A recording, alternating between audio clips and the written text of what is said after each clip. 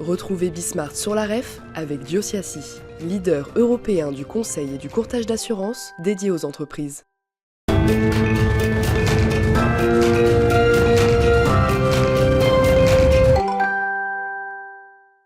Bonjour à toutes et à tous, je suis ravie de vous retrouver en direct de la REF, la rencontre des entrepreneurs de France, pour un nouvel épisode de Smart Industries. Un épisode consacré à l'entrepreneuriat, le monde de l'entreprise et l'industrie, et bien sûr les ponts qui peuvent être créés entre ces deux secteurs. Pour cela, en première partie d'émission, je recevrai Paola Fabiani, qui est porte-parole et vice-présidente du MEDEF, et en seconde partie d'émission, je recevrai Pierre Pellouzet, le médiateur des entreprises. C'est parti pour un nouvel épisode de Smart Industries.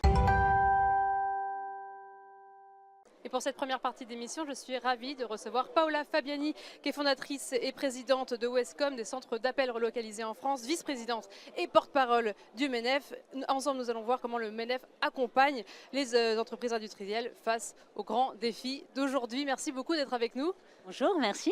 Et donc, tout d'abord, nous sommes à la REF, la rencontre des entrepreneurs de France. Est-ce que vous pouvez tout d'abord nous dire quelle est la mentalité des entrepreneurs, comment est-ce qu'on commence cette rentrée quand on est un entrepreneur en France en septembre 2025? Tout à fait, le lieu s'y prête totalement. La REF, effectivement, c'est la rencontre, c'est l'échange, c'est la convivialité.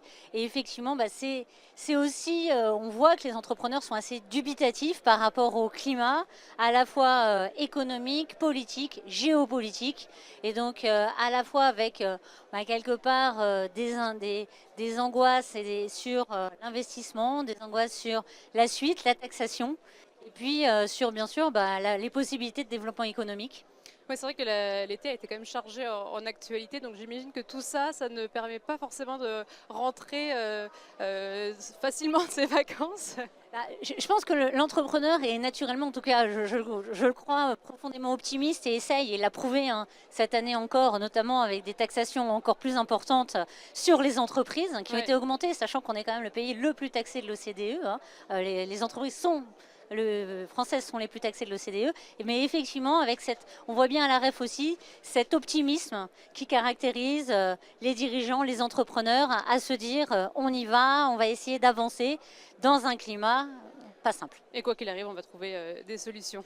J'espère. Et donc, le MEDEF, c'est 240 000 adhérents, entreprises adhérentes. Au sein de tout cet écosystème, est-ce que l'industrie a un poids fort, lourd dans cet écosystème ? Alors, l'industrie est très importante au MEDEF, effectivement. Alors, le MEDEF, il faut le savoir, j'aime bien le rappeler aussi, c'est bien sûr donc sa première organisation patronale, mais c'est aussi plus de 120 MEDEF territoriaux, donc un ancrage territorial. Et l'industrie, on le sait, est ancrée dans nos territoires, et une vraie présence et une représentativité dans les territoires. Et puis, c'est aussi 102 fédérations. Donc, tous les secteurs qui sont présentés au MEDEF. C'est ce qui effectivement lui donne sa force et puis lui permet aussi justement de prendre quelque part exemple sur le terrain et d'avoir ces remontées, et notamment dans l'industrie qui sont clés pour pouvoir justement peser dans le débat. Et donc, de ces remontées de terrain, est-ce qu'il y a une problématique fondamentale ou prioritaire en cette rentrée que vous souhaitez accompagner, comment est-ce que vous souhaitez accompagner les entreprises, les entrepreneurs industriels sur ces problématiques, peut-être une problématique fondamentale de rentrée? Alors, je ne sais pas si je m'arrête à une, mais on va dire une ou deux majeures. La première, c'est évidemment l'instabilité. On sait que l'instabilité, notamment politique, est l'ennemi de l'entrepreneur qui a besoin d'avoir quelque chose de stable, de pouvoir prévoir, planifier dans la durée. Et cette instabilité, on le voit dans l'industrie, a un impact directement sur l'investissement. Oui. Alors, ce n'est pas que l'instabilité, bien sûr, il y a l'instabilité qui a l'impact sur l'investissement, mais aussi l'instabilité au niveau des normes, l'instabilité législative, et puis c'est aussi le contexte géopolitique qui fait qu'en fait, il y a un durcissement de l'investissement, c'est-à-dire qu'en fait, les entrepreneurs hésitent à investir, et s'ils n'investissent pas, c'est forcément un frein pour la croissance, et puis tout ce qui en suit, le pouvoir d'achat, les recettes fiscales, et ainsi de suite. Donc ça, c'est vraiment un des sujets majeurs. Et ça, qu'est-ce qui peut être mis en place? Comment est-ce que le MEDEF agit, tout simplement? Alors, le MEDEF agit au quotidien pour porter déjà auprès des politiques la parole des entreprises. Et un point très important en fait qu'on essaye de porter au quotidien, c'est de dire finalement la question de la dette, qui est la question d'actualité très importante, pour nous, si finalement on freine la capacité des entreprises à investir, à croître, donc à pouvoir augmenter les recettes fiscales et derrière aussi créer du pouvoir d'achat, on ne pourra pas résoudre le problème de la dette. Et donc, si on taxe encore plus les entreprises, eh bien, on n'aura pas les bénéfices des recettes et de la croissance. Et on mettra le pays encore plus en péril qu'il est. J'imagine qu'il y a aussi des problématiques de fond. C'est vrai qu'il y a l'industrie, il y a la relocalisation, il y a la formation, la transmission. Ça, c'est des problématiques qui sont plutôt sur le long terme. Est-ce qu'il y a des cellules organisées au sein du MEDEF pour accompagner les industriels à ces questions-là? Alors oui, tout à fait. Donc, alors, la première problématique, qui est la relocalisation, est très liée à la problématique de l'investissement, puisqu'il faut investir pour relocaliser. Et puis, elle est aussi étroitement liée à la compétitivité. Donc, le MEDEF travaille pour rendre les industries compétitives.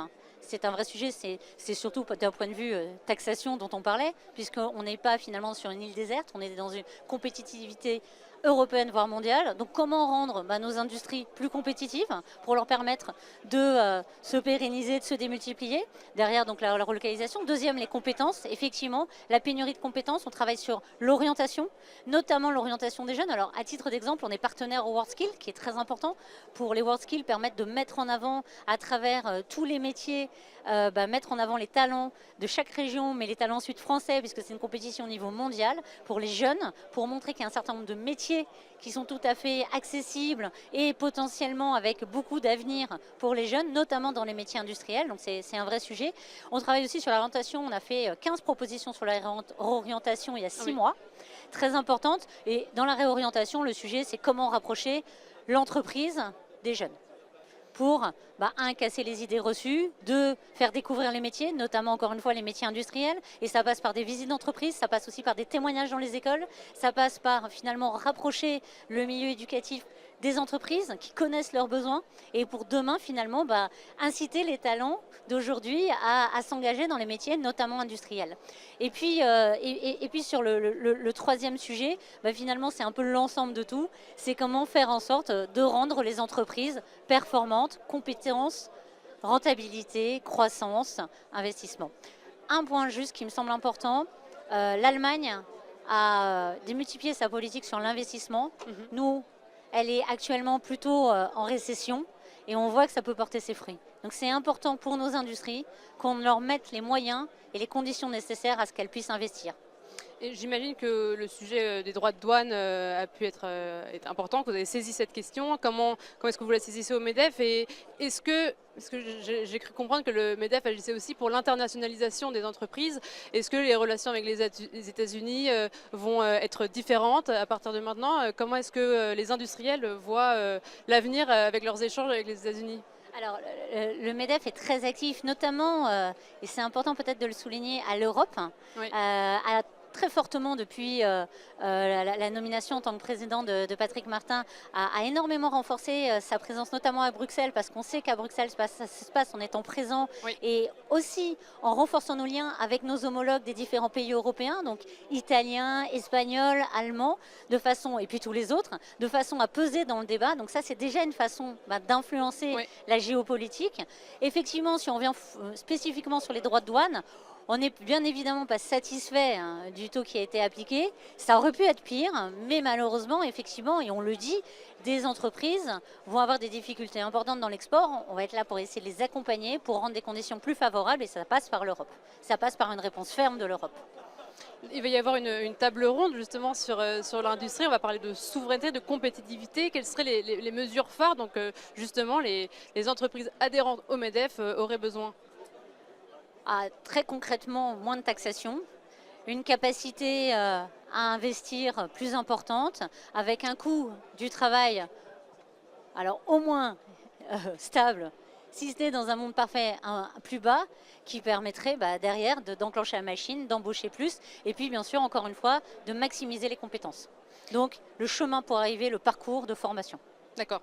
Et donc vous avez parlé de Bruxelles. Est-ce que vous voyez une vraie cohésion industrielle? Enfin, est-ce que l'avenir de l'industrie, c'est une cohésion industrielle à l'échelle européenne avec des bases européennes solides et qui permettent de lier toutes les industries au niveau de l'Europe? Alors, on y travaille en démultipliant les accords. Il y a un certain nombre d'accords qui ont été signés avec nos homologues, comme je disais, les autres organisations patronales des autres pays. Donc effectivement, ben, on y travaille et effectivement, l'Europe doit faire bloc et trouver un maximum d'accords. Je pense que ça passe par effectivement les organisations patronales qui pèsent en fait dans le débat européen de cette façon-là. Et effectivement, nos échanges avec nos homologues se passent bien et nous permettent d'aboutir à des accords qui nous renforcent forcément et qui démultiplient notre poids vis-à-vis de l'Europe et donc permettent d'essayer de faire avancer les choses, notamment pour l'industrie. Parce que dans les autres pays européens, est-ce qu'il y a des représentants comme le MEDEF qui ont un poids aussi fort?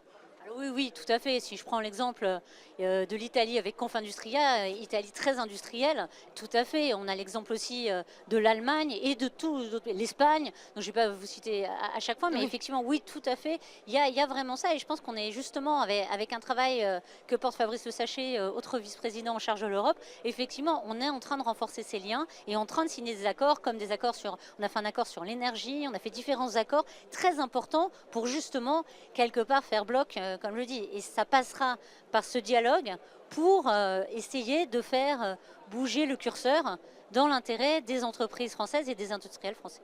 Donc on a parlé d'état d'esprit des entrepreneurs. Est-ce que vous savez là pour l'état d'esprit des industriels plus spécifiquement, qu'est-ce qu'on peut leur souhaiter pour cette rentrée et quel serait leur état d'esprit? Alors moi j'étais avec BPI tout à l'heure, Oui.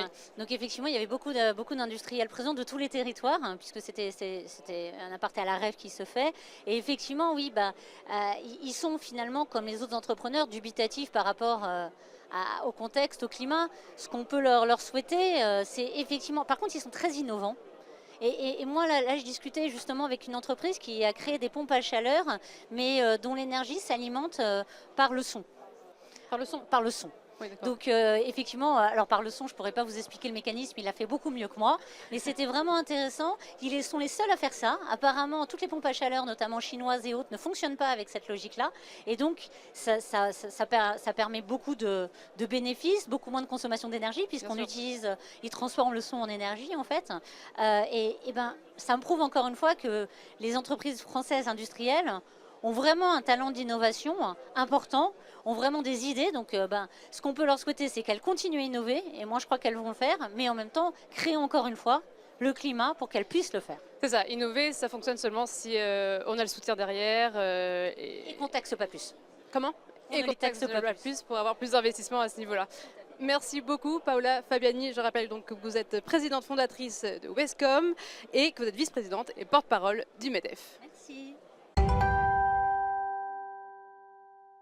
Et pour cette deuxième partie d'émission, nous abordons l'industrie sous un angle peut-être un peu moins connu, mais essentiel, celui du médiateur des entreprises. Et je suis ravie d'être en compagnie de Pierre Pelouzet, médiateur des entreprises, qui va nous détailler le rôle du médiateur et son action au service de l'industrie. Merci beaucoup d'être avec nous. Mais c'est un plaisir, moi aussi je suis ravi d'être avec vous et de pouvoir parler un petit peu médiation et industrie. Justement, est-ce que vous pouvez nous expliquer quel est le spectre de vos actions? En fait, qu'est-ce que c'est la médiation de l'entreprise? Alors la médiation, c'est une offre publique qui permet de travailler sur la confiance entre les acteurs économiques. Alors je parle un petit peu haut, mais ça veut dire quoi la confiance? Ça veut dire que chaque fois qu'il y a une difficulté entre deux entreprises ou entre une entreprise et un acteur public, on va pouvoir offrir un service de médiation. Médiation, c'est quoi? C'est je ne suis pas payé par mon client, j'ai un problème de propriété intellectuelle, j'ai une difficulté, j'appelle le médiateur et nous, on va vous mettre dans une salle pour essayer de vous faire parler ou autour d'une visio. Aujourd'hui, on a tout ça aussi, mais si on peut le faire en présentiel, c'est bien, pour trouver une solution, rééquilibrer le dialogue, parce que souvent, c'est des petites structures face à des très grosses. Oui. Et donc, on a toute cette offre de médiation qui s'est formidablement développée et c'est un des axes majeurs de ce que nous faisons chez le médiateur des entreprises. Et ça se développe depuis combien de temps? Est-ce que c'est une action qui s'étend auprès d'un plus grand nombre d'entreprises depuis plusieurs années? Oui, oui, Est-ce oui. qu'il y a des Si chiffres je vous clés raconte un un petit petit peu peu l'histoire, mais ça remonte à la crise de 2008. Vous voyez, on D'accord. est issu d'une crise. Donc en 2010, on a créé cette médiation parce qu'il y avait déjà des tensions, retard de paiement, rupture de contrat, etc. entre les petits et les grands. Et donc ça s'est développé. En 2010-2012, on faisait une centaine de médiations dans l'année. En 2019, on faisait une centaine de médiations par mois. En 2020, avec la crise Covid, on a dû faire 4000 médiations. Ça a été une année évidemment extraordinaire dans tous les sens du terme. Et depuis, on est sur un plateau de 2000-2200 médiations qui malheureusement est en train de remonter. Je dis malheureusement parce que c'est un peu aussi le symbole d'une tension depuis quelques mois qui se traduit par plus de médiations chez nous. Oui, parce que si ça remonte, c'est pas parce que, enfin, c'est parce qu'il y a plus de problèmes et pas parce que vous étendez vos Les actions. deux, les Oui. deux. Le fait qu'on soit de plus en plus connu, c'est vrai que notamment pendant le Covid, les milliers de gens qui sont venus nous voir ont découvert peut-être la médiation et le fait qu'on puisse les aider, sachant que dans 70% des cas, on trouve une solution. Donc ça vaut le coup de venir en toute confidentialité, échanger avec nous, trouver une solution et repartir par le haut dans la relation avec le client. Mais il y a ça, mais il y a aussi la tension économique qui fait que les gens qui nous connaissent, en ce moment, ils ont un petit peu plus tendance à venir nous saisir. Et si on s'intéresse plus spécifiquement à l'industrie, est-ce que ce sont des acteurs que vous accompagnez plus Bien sûr. particulièrement? Quelle part ça représente Bien sûr, dans vos l'industrie c'était un peu notre base. Pour tout vous D'accord. dire, quand on a démarré, c'était la médiation de la sous-traitance industrielle. Donc c'est un peu notre terrain de jeu de base, même si aujourd'hui, bien évidemment, on travaille sur l'industrie, les services, les marchés publics, etc. Donc on travaille beaucoup avec l'industrie sur des médiations individuelles, comme je viens de le décrire, 2 acteurs, mais aussi sur des médiations de filières. C'est-à-dire que de plus en plus, on anticipe, plutôt que d'attendre qu'il y ait des problèmes, on fait travailler tous les acteurs d'une filière ensemble pour essayer de faire en sorte qu'ils puissent trouver des solutions à des difficultés un peu systémiques.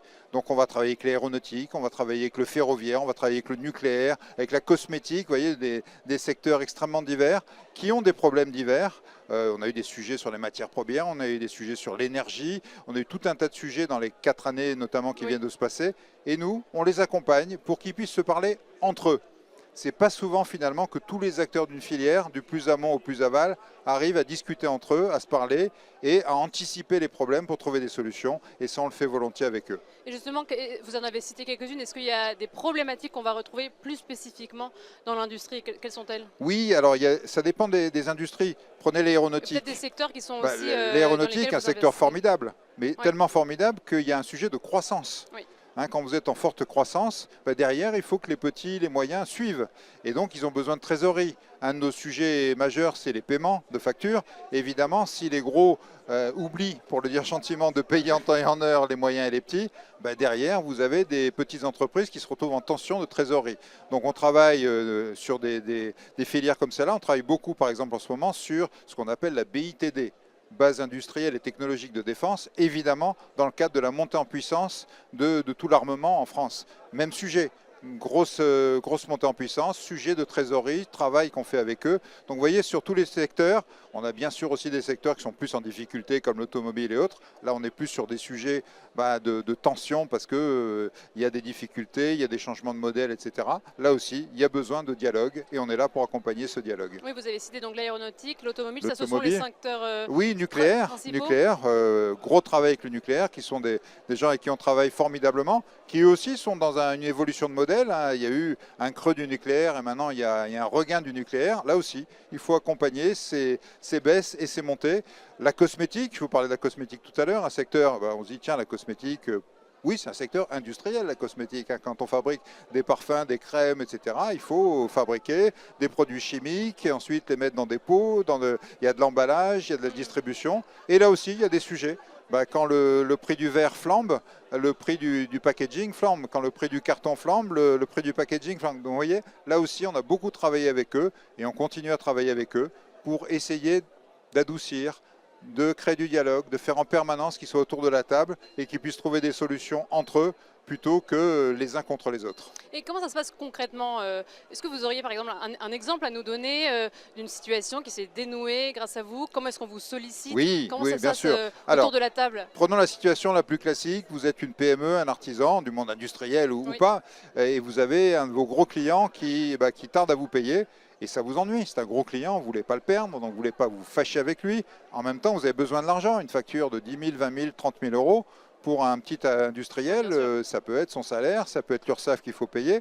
Là, vous allez sur le site médiateurdesentreprises.fr, vous saisissez en quelques lignes votre problème.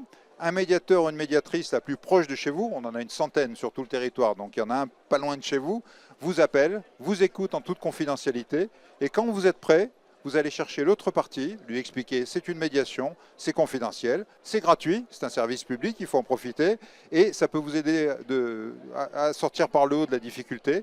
Et donc ensuite, le médiateur, une fois que les deux parties sont d'accord, fait la médiation que je décrivais tout à l'heure, c'est-à-dire amène les deux parties à s'écouter.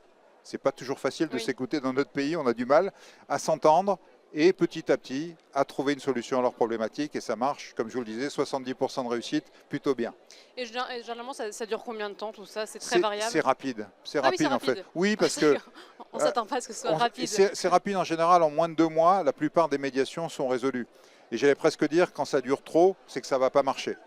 Hein, mais en général, le temps le plus long, c'est d'amener les gens autour de la table et de les convaincre, de leur expliquer pourquoi ils ont intérêt à venir, ce que c'est que la médiation. Vous voyez vous-même, vous posez des questions, donc ce n'est pas encore suffisamment connu malheureusement. C'est un outil formidable, mais qui doit gagner encore en notoriété. Il faut que les entreprises nous connaissent, nous saisissent. Et une fois que vous avez fait ça, vous avez mis les gens autour de la table, une réunion, 2 réunions, 3 réunions, normalement on a trouvé une solution. Et comme je le disais, si au bout de 3 réunions on n'a pas trouvé de solution, c'est peut-être qu'on n'en trouvera pas.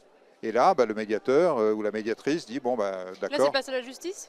Alors, qu'est-ce qui se passe quand ça ne marche pas? C'est intéressant, merci de la question. Dans les 30% de cas où ça ne marche pas, premier cas, on ne fait rien. On dit, bon, je suis allé en médiation, j'ai compris le problème, je ne referai pas la même bêtise la prochaine fois, mais au moins j'ai compris quelque chose. Deuxième cas de figure qui est intéressant, les gens se rappellent. Quand vous envoyez un courrier en disant clôture de la médiation en échec, ça crée un petit choc quand même. Ah oui. Et les gens se disent, ouais, quand même, en échec, on a essayé de se parler. Et on a pas mal de cas où finalement les gens se rappellent après, une semaine, 15 jours après, et nous disent, finalement, on s'est rappelé, on a trouvé une solution. Et troisième cas de figure, effectivement, on va voir le juge. Et là, effectivement, on peut dire au juge, on a essayé la médiation, ça n'a pas marché, on pense qu'on est dans notre bon droit, et donc on veut aller plus loin. Et bon, c'est très bien, parce que souvent le juge, d'ailleurs, maintenant demande, est-ce que vous avez essayé un mode amiable avant de venir me voir? Et au moins, vous l'aurez fait. Et vous avez dit que vous agissiez aussi en amont de toute problématique, etc. Ça, c'est effectivement, quand on pense médiation des entreprises, on pense forcément à après un litige. Oui, et donc, quels sont les sujets? Vous avez parlé de la Bien sûr. facturation. Alors, qu'il y a en amont, il y a choses. tout ce que je viens de décrire sur les médiations de filière. C'est effectivement, quand on sait qu'on va avoir... On a vécu, par exemple, la flambée des matières premières. Oui. Quand on sait qu'on va avoir la flambée des matières premières, la bonne solution, c'est de se dire il faut qu'on se parle pour que tout le monde en prenne une petite part. La mauvaise solution, c'est de se dire on va jouer la loi du plus fort. Parce que la loi du plus fort, ça veut dire quoi? Vous avez des gros fournisseurs de matières premières qui vont imposer des prix, et au bout de la chaîne, vous avez des gros clients qui vont refuser les hausses. Et donc le petit artisan au milieu, il est coincé. On a fait travailler les filières là-dessus en leur disant non, c'est pas comme ça que ça doit marcher. Le fournisseur, il faut qu'il fasse attention, qu'il essaye d'étaler un petit peu, de prévenir, d'anticiper. Le gros client, il faut qu'il accepte d'en prendre une partie. Et du coup, l'artisan au milieu, il va pouvoir vivre et continuer à travailler. Donc vous voyez, le type de sujet sur lequel on travaille, c'est ça. De manière plus générale, on a beaucoup développé ce qu'on appelle les achats responsables. C'est-à-dire justement avoir une approche de l'achat qui tienne compte des facteurs économiques, faire attention aux PME, faire attention au tissu économique, etc. Facteurs environnementaux, bien évidemment, et puis aux facteurs sociaux, faire travailler le monde du handicap et de l'insertion. Et donc, on a développé ce qu'on appelle le parcours national des achats responsables, avec une charte, et on a plusieurs milliers d'entreprises et d'acteurs publics qui ont signé cette charte. Et puis, petit à petit, on rentre dans un parcours qui vous amène à une labellisation. On a un label achat responsable, d'ailleurs la France, et on ne le sait pas, mais c'est le pays leader sur les achats responsables, puisque c'est nous qui avons porté les travaux pour créer une norme ISO, ça va parler aux industriels, une norme ISO sur les achats responsables. La norme ISO 20400, c'est une norme mondiale portée par la France, et notre label s'appuie sur cette norme ISO. Donc vous voyez, pour ceux qui sont intéressés, ils peuvent rentrer dans ce parcours et obtenir ce fameux label. Et pourquoi vous êtes focalisé sur l'achat? Parce que c'est l'acte d'achat qui est l'enjeu le plus problématique ou le plus sollicité au sein du secteur industriel, par exemple? Chez nous, oui. Nous, c'est les relations client-fournisseur. Ouais, donc forcément, le fournisseur, c'est souvent la petite PME, le petit artisan, et le client, ça passe souvent par la direction des achats. Donc c'est pour ça qu'on s'est focalisé effectivement tout de suite sur ce monde des achats, qui est un monde passionnant, avec des gens engagés, mais qui d'autant plus d'ailleurs, on voit de plus en plus d'acheteurs qui s'intéressent à ces achats responsables, qui ont envie d'y aller, autant les motiver et les amener justement à avoir un comportement encore plus responsable vis-à-vis de leur tissu économique. Et justement, ça suscite l'adhésion du côté des Oui, tout à fait. Comme je vous le disais, des des milliers d'entreprises qui ont signé la charte, et maintenant, plus d'une centaine, 140 je crois, entreprises qui sont labellisées et on en a tous les jours qui arrivent. Il y a eu un effet Covid de manière assez intéressante. Avant le Covid, en 2019, on avait 50 labellisés alors que le label a existé depuis 10 ans. Depuis, on a plus que doublé le nombre de labellisés. Donc le Covid a été un peu un déclencheur de l'idée qu'on ne peut pas continuer comme avant. Vous vous rappelez, on disait à l'époque le monde d'après. Ben non, on l'a vu. On a vu des gens qui se sont dit, effectivement, l'acte d'achat ne peut plus se faire après le Covid comme c'était avant. C'est une prise de conscience de la responsabilité sociale. De la responsabilité, voilà, entreprises. effectivement. Et l'achat, c'est énorme. On parle de milliards et de milliards d'euros. Donc quand vous faites des achats de manière intelligente, de manière sensible, de manière responsable, vous avez un impact sur la société qui est énorme. Parce que le grand acheteur, il va dire je vais être responsable vis-à-vis de mon rang 1, comme on dit. Ben, le rang 1, il va faire quoi? Il va être responsable vis-à-vis du rang 2. Donc vous avez une démultiplication de l'effet responsabilité qui est énorme et vous arrivez à toucher des secteurs entiers sur la base de la responsabilité des achats. Pierre Pellouzet, vous êtes médiateur des entreprises. Merci beaucoup d'avoir été avec nous dans Smart Industries. Merci de votre invitation. Et merci à vous tous et tous de nous avoir suivis. C'était Smart Industries. Retrouvez Bismart sur la REF avec Diosiassi, leader européen du conseil et du courtage d'assurance dédié aux entreprises.